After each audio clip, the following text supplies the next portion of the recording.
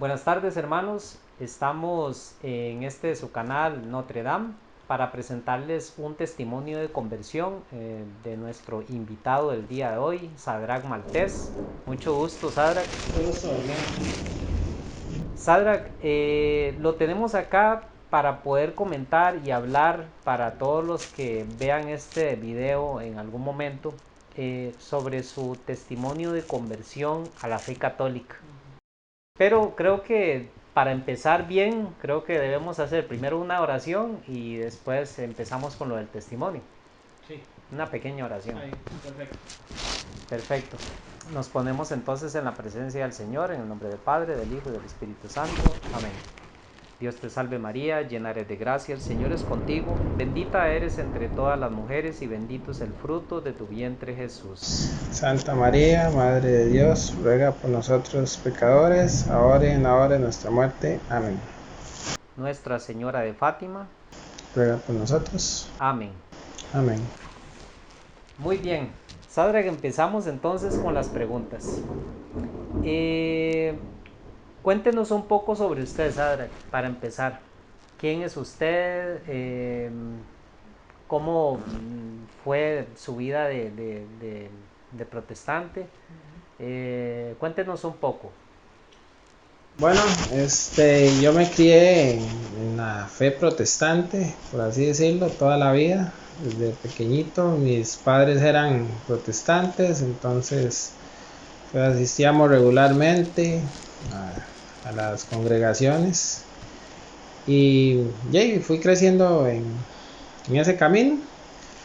Mi mamá pues era muy devota hasta la fecha, sí, lo sigue siendo, y del protestantismo. Entonces pasamos yendo a las iglesias y todo lo normal, escuelas dominicales, estudios bíblicos, reuniones de hombres, redes que hacían, células que le llaman también, que son como estudios.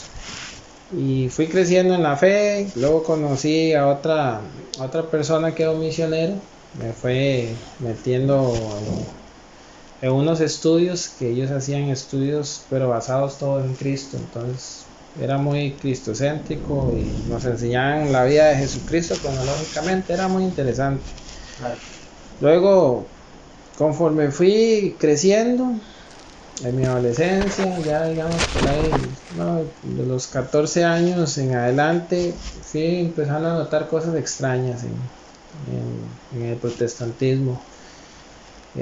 Por ejemplo, creencias extrañas que tienen a la hora de orar, eso que oran por uno y que usted cae acostado, y todo eso me empezó a crear como que me chocaba. Yo sentía algo extraño, que no era correcto, pensaba yo. Entonces, me iba pasando eso, empecé a migrar de iglesias y fui a iglesias pentecostales, unas evangélicas, otras iglesias que inclusive ni tenían denominación, solo decían son cristianos y ya.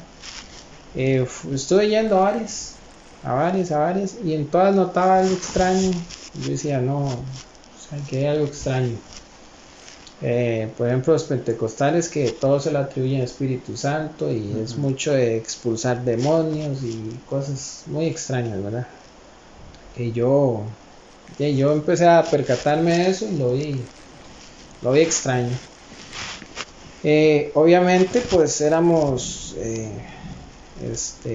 totalmente contrarios a la fe católica, como todo protestante que cree que el católico es idólatra, doble cara, etcétera.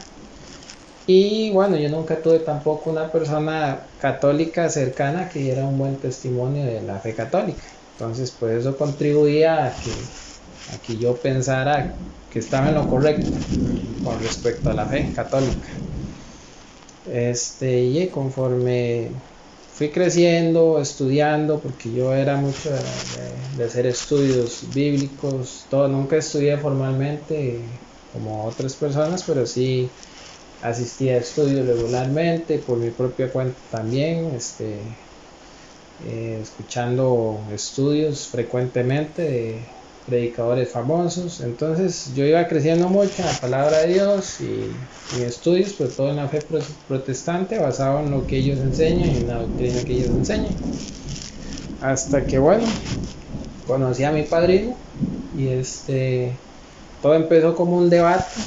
Empezamos a debatir. Él era católico, es católico, perdón, y empezamos a debatir. Como yo quería estar en la razón de que mi fe era la correcta, pues yo le empezamos a hablar de temas controversiales, que es adorar imágenes, primado de Pedro y todo. Fue un proceso largo de varios años que estuvimos debatiendo y debatiendo y debatiendo.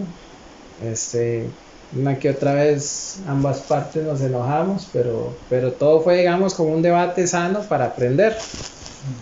Hasta que llegó un punto en que yo dije, o sea, no hay forma de contradecir la verdad de la Iglesia Católica. Es que tiene todo está tan lleno de sentido, lógica. También en todo ese proceso pues también hubo oración, yo estuve orando, empecé a sentir que Dios me acercaba a ese camino. Entonces poco a poco mi velo se fue cayendo y así fue como me acerqué a la fe católica. Eso es entonces a modo de resumen. Quizás sea bueno que los que estén viendo el video escuchen de su parte cuál fue tal vez la parte que más le costó a usted de entre todos los temas que usted debatió. ¿Cuál fue el tema o los temas que más le costó de asimilar como protestante? ¿Y cuáles le resultó más sencillo de aceptar? Bueno, y el tema para mí más complejo, que yo decía, no puede ser, inclusive cuando ya estaba en mis comienzos de conversión, el primado de Pedro, yo no podía, digamos, aceptar esto del papado y eso. O sea, mi mente protestante, aunque ya estaba en camino de conversión, ¿sabes? Me costaba mucho.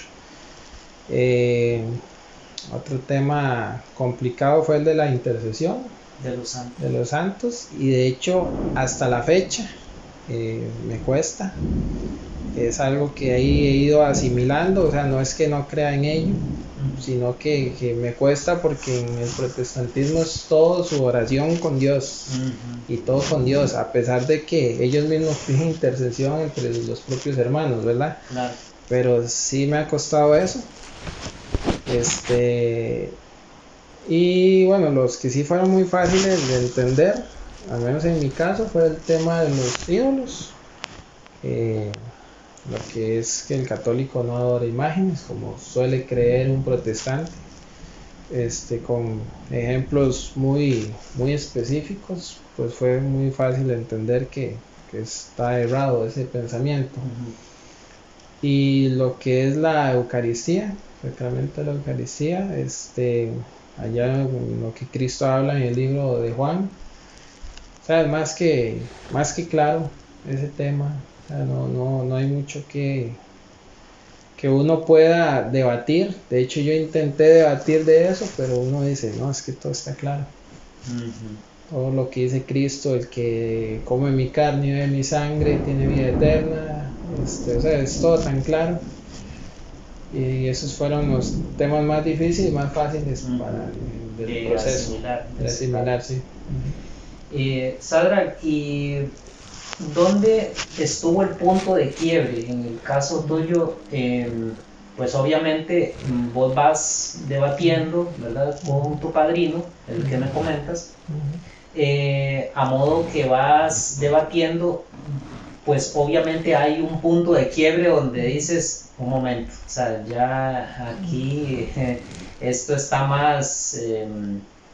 es muy evidente de que aquí nos estamos topando con una realidad diferente a la que me había topado anteriormente en mi camino o en mi vida como protestante. Entonces, ¿en qué momento fue cuando ya vos dijiste, no, o sea, yo veo que la balanza se está inclinando hacia la Iglesia Católica, o sea, que mi pensamiento es el errado? ¿En qué momento?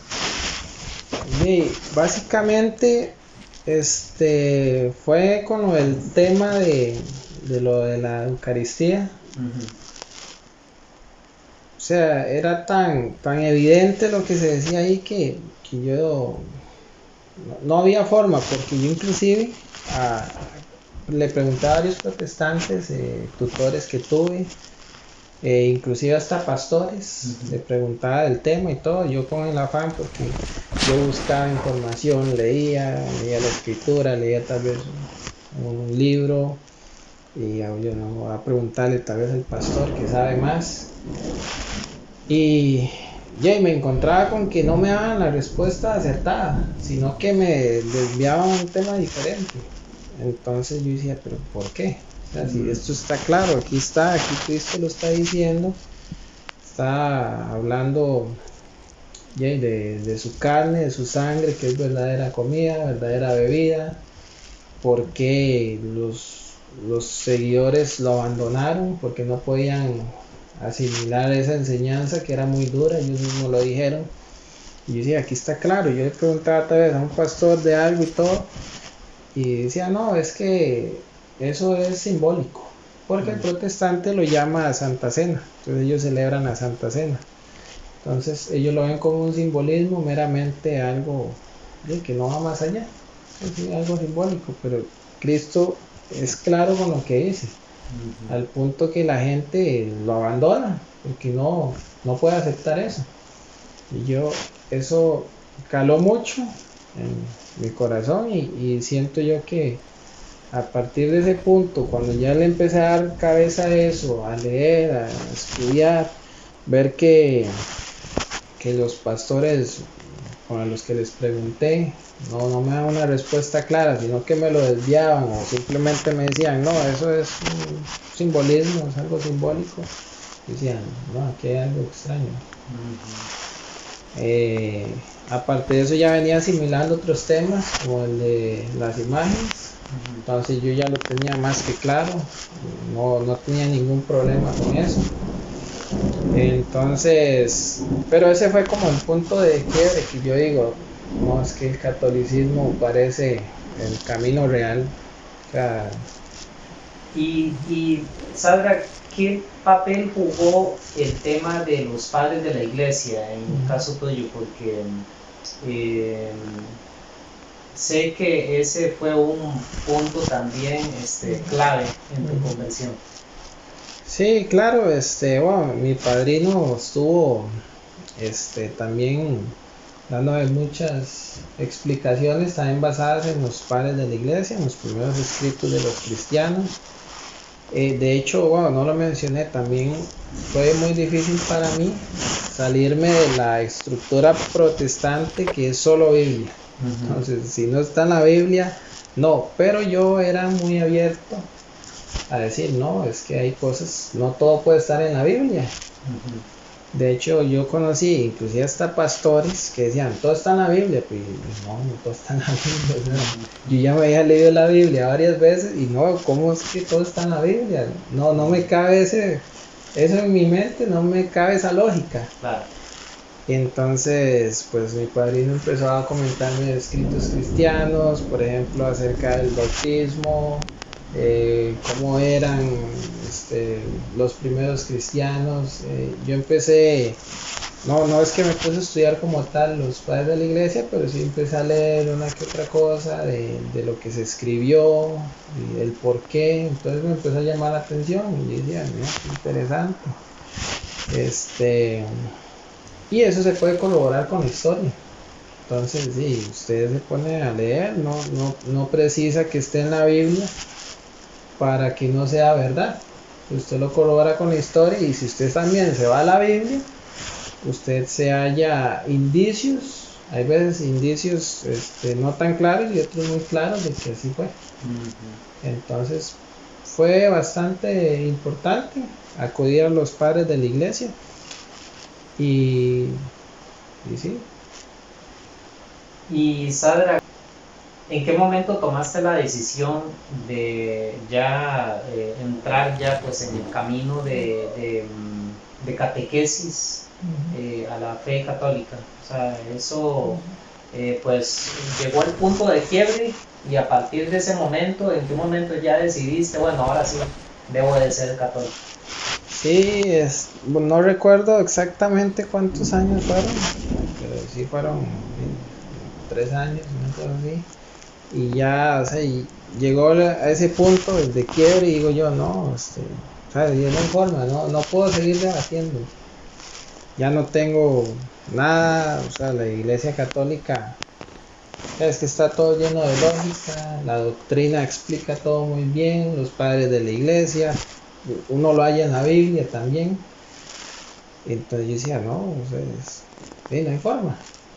Yo había venido orando también al Señor de que si yo estaba errado, que que me hiciera darme cuenta de si el catolicismo era lo correcto, que no quería que fuera una emoción mía solo porque sí. Pero yo intelectualmente yo estaba convencido de que era real el catolicismo, pero eh, a la vez no quería que también fuera como una emoción, porque el protestantismo se da mucho el emocionalismo. Entonces, que usted siente bonito, no, es que yo siento que pertenezco a esa iglesia, porque ahí tocan bien la batería. Bueno, se da mucho eso en el protestantismo, que tal vez no te gusta cómo tocan la alabanza aquí y allá sí, o este pastor no me gusta cómo predica y el otro, entonces todo es muy emocional. Entonces yo quería estar seguro, pasé orando, pero yo sabía que ya no podía, intelectualmente ya no podía hacer nada. Y entonces, Quedaste sin...